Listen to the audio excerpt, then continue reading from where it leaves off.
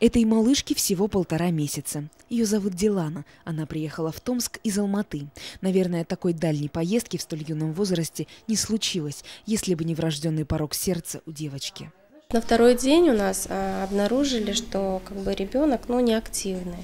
И, естественно, забрали в реанимацию, поставили ей диагноз тотально аномальный дренаж легочных вен. По моим наслышкам, с таким диагнозом живут 3 месяца. Согласно генетике здорового человека, кровь должна поступать в левое предсердие. Но в случае у Диланы все наоборот. Кровь циркулирует только по правому сердцу. Ребенок пережил первые месяцы жизни лишь благодаря дефекту перегородки. И вмешательство требовалось в первом месяце жизни, может даже в первый месяц жизни. Поэтому я думаю, что врачи и родители вовремя спохватились, оценили картину.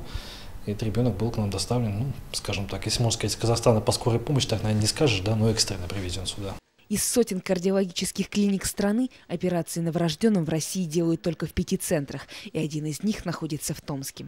Родителям Диланы повезло. В нашем городе оказались и их соотечественники, совсем незнакомые люди, которые помогли и поддержали в трудную минуту. На Востоке это называется не гостевой туризм, а национальный долг. Спасибо врачам, спасибо тем людям, которые нам содействовали. Спасибо, конечно, Дом милосердия, Аружан Сайн есть у нас такой. Спасибо этим фондам, которые нас действительно помогли. А так нам, конечно, не по карманам было это все. Сейчас у Диланы все хорошо. И в конце недели девочку обещают выписать. Благодаря золотым рукам томских кардиологов девочка получила новое рождение. И по праву может считать Томск родным городом. А 12 января, день операции, своим вторым днем рождения.